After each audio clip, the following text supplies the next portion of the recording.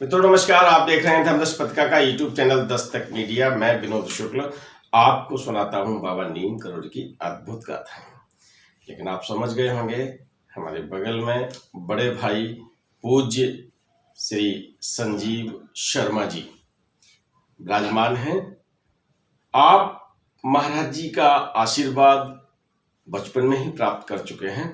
तो दादा राम राम। राम राम।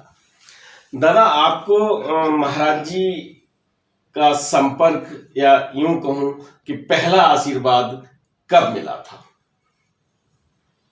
ये बात मार्च 1972 की है।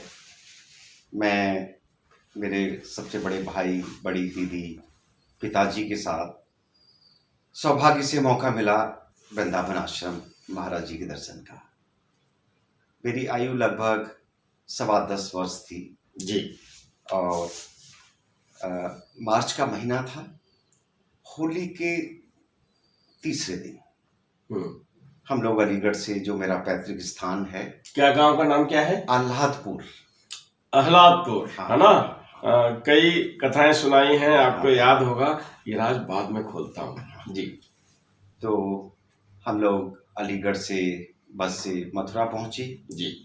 मथुरा से तांगा किया और फिर आश्रम पहुंचे जी। लगभग शाम के 4:30 बजे थे और महाराज जी सामने ही जैसे गेट से घुसते हैं तो एकदम तख्त पे बैठे हुए थे। वृंदावन में? वृंदावन आश्रम में मेरी बड़ी दीदी पुष्पा दीदी, हरि भाई साहब और पिताजी पंडित होतदत्त शर्मा जी। अच्छा, तो पिताजी महाराज जी के भक्त? पिताजी महाराज जी के भक्त 1932 से थे। 32 से थे? 32 से। क्या करते थे आपके पिताजी? पिताजी क्या करते थे? शिक्षक थे, कृषक थे। अरे वाह।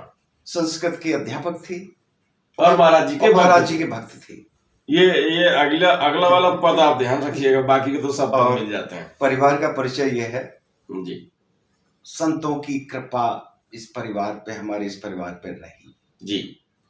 और चलिए, परिचय की बात आती है तो आप अपना परिचय दें कि क्या काम करते हैं।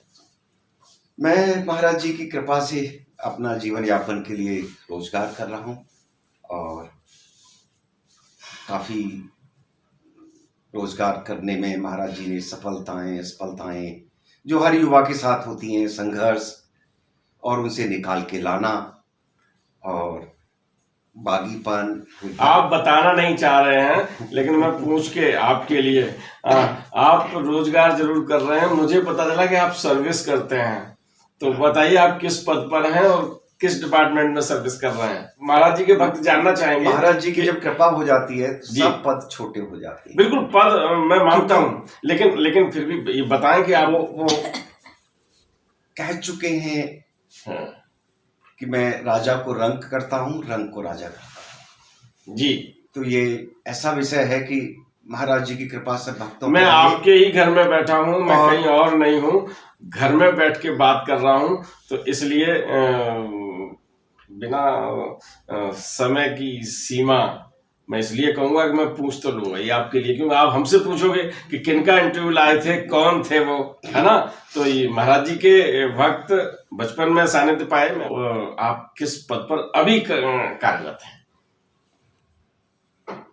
मैं महाराज जी की कृपा से बहुत अच्छे पद पे हूँ, जिससे मैं संतुष्ट हूँ। एक ऑर्गेनाइजेशन को हेड कर रहा हूँ, ये महाराज जी की कृपा है। मेरी अपनी कोई निजता विशेष नहीं है और मुझे संकोच नहीं है कि जब महाराज जी देते हैं तो छप्पर फाड़ के देते हैं। जी जी, बिल्कुल सही। भारत सरकार के प्रतिष्ठान को मैं हेड कर रहा हूँ। कौन सा प्रतिष्ठान है sir? State trading corporation of India limited. ये पद मेरे लिए जिम्मेदारी है जी जी, बिल्कुल सही। कोई भी पद, छोटा बड़ा मध्यम श्रेणी का, हर पद अपनी एक जिम्मेदारी होती है। जी जी जी।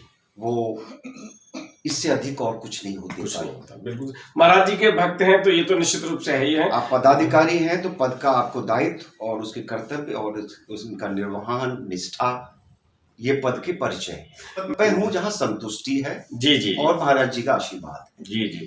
पत्रकारों को जो उपलब्धियां मिलती हैं, पुरस्कार मिलते हैं, आपने मुझे पुरस्कृत किया, मैं आपको प्रणाम कर रहा हूँ। मैं आपको उन यादों में ले जाना चाहता हूँ जहाँ से महाराज जी वृंदावन में विराजमान हैं और आप दर्शन के लिए आते। जी बताएं, तो चलें वृंदावन। अटल्ला चौकी पे पहुंचे, तांगे से उतरे, वहां से पैदल चलते चलते आज भी यही पता है। आप लोग पूछते हो कि वृंदावन में कहाँ पहुंचूं, तो दादा के मुखार बिंद से अटल्ला चौकी जी। और वहां से चलते चलते आश्रम पहुंचे, मंदिर में घुसे, हनुमान जी के दर्शन किए। इतनी बढ़िया सुगंध थी उस परिसर में घुसते ही जी। वो आज भी मेरे मस्तिष्क में बैठी हुई है। मेरी बड़ी दीदी है, उनके मस्तिष्क में बैठी हुई क्या बात है। अभी 1 सप्ताह पहले वो थी, चर्चा हुई, वो कहने लगी भैया वो याद है वो क्या खुशबू होती थी आश्रम में। कुछ कुछ वो गुलाबों से भरी हुई खुशबू थी बहुत। और हनुमान जी का जहाँ विग्रह है वहाँ बहुत गुलाब भरे हुए थे, बहुत सुंदर गुलाब। हनुमान जी के दर्शन किए। अब दर्शन करने के बाद, परिक्रमा करने के बाद अंदर गेट पे घुसे। आश्रम का परिसर जहाँ से शुरू होता है। अब उत्सुकता थी, एक बच्चे की उत्सुकता, बाबा हैं, कैसे हैं, क्या पूछेंगे, क्या मैं बोलूँगा, मुझे तो कुछ आता नहीं है, ये मन में चल रहा है एक बच्चे के मन में जी। और फिर एक शांत भाव था कि पिताजी हैं, बड़े भाई साहब हैं, दीदी हैं, मेरा नंबर तो बाद में आता है। बाद में आता है जी। हाँ, एक चीज पिताजी ने ले जाते समय शर्त रखी थी, आश्रम में खेल कूद नहीं करोगे, गंभीर होकर रहोगे, जो स्वभाव भी था, परिवार में भी स्वभाव था, और महाराज जी के चरण दबाओगी। देखिए सर, तो वो एक काम था कि बोलना नहीं आता तो क्या हुआ, कोई पूछेगा सवालों के जवाब देना नहीं आता तो क्या हुआ? एक काम तो आता है, चरण दबाना। क्या बात। चूंकि बचपन में पिताजी के भी चरण दबाते थे तो वो आता था।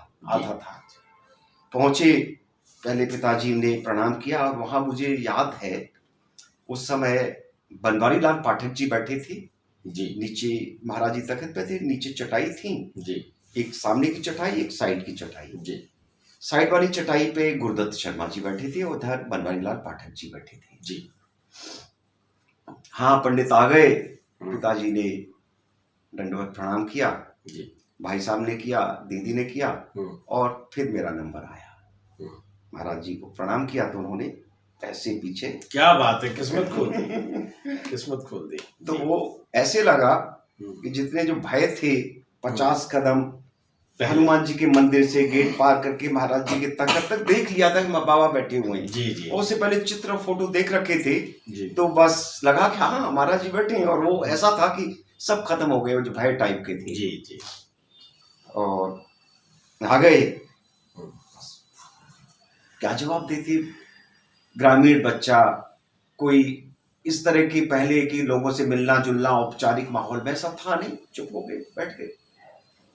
पिताजी से राजी खुशी कुशल क्षेम पूछी और बस पिताजी ने अपने काम पे लगा दिया। चरण दबाइए। पीछे की तरफ से जाके हाँ। वो बरामदे की थोड़ी ऊंचाई थी जी। उस पे से, चूंकि मैं सामने से मैं नहीं पहुंच पाता, पीछे से महाराज जी की चरण दबाना शुरू कर दिए। तब तक कमरे की चाबी वगैरह मिली जी। बोले पंडित कमरे में जाओ और आराम कर लो। और अब वहां वृंदावन में क्या होता है कि कमरे में जाने का, किसी भी आश्रम में महाराज जी के कमरे में जाने का मन नहीं करता जब महाराज जी बैठे हुए। आदमी वहां टिकना चाहता है, वहीं बिल्कुल बात करना चाहता, बात आप करें ना करें, आप बैठे रहे, वहां बैठना ही अपने आप में आनंद था। बिल्कुल बातचीत करना तो महाराज जी की विशेष कृपा है कि बातचीत ऐसे कोई होती थी कि घूम रही है बातचीत। महाराज जी कभी किसी से बात कर लेंगे, फिर कभी इनसे बात कर लेंगे, फिर तख्त के पीछे वाले से भी, साइड वाले से, फिर कहेंगे प्रसाद खाओ, फिर उसके बाद होता है अच्छा जाओ प्रसाद खाओ जाओ, या किसी कोई ऐसा चर्चा विषय शुरू हो जाएगा, फिर नया विषय शुरू हो जाएगा। आज मैं सोच सकता हूँ, आप जब पहुंचे तो वहां पर महाराज जी के चरण दबाने लगे, वहां पर जाके पिताजी ने इशारा किया। हाँ। और तभी से खाता खुल गया। हाँ। तो उन्होंने कुछ कहा नहीं? ना कुछ नहीं, बिल्कुल इतने कोमल चरण थे महाराज जी के, जी और कुछ बीमारियां फटी हुई थी जी देखने में। जी ये बहुत मुलायम बहुत चढ़, लंबे पैर, अच्छे से दबाओ, ऊपर तक दबाओ। फिर महाराज जी करवट बदल लेते थे, जी जी फिर इस पोज में आ गए, उस पोज में आ गए।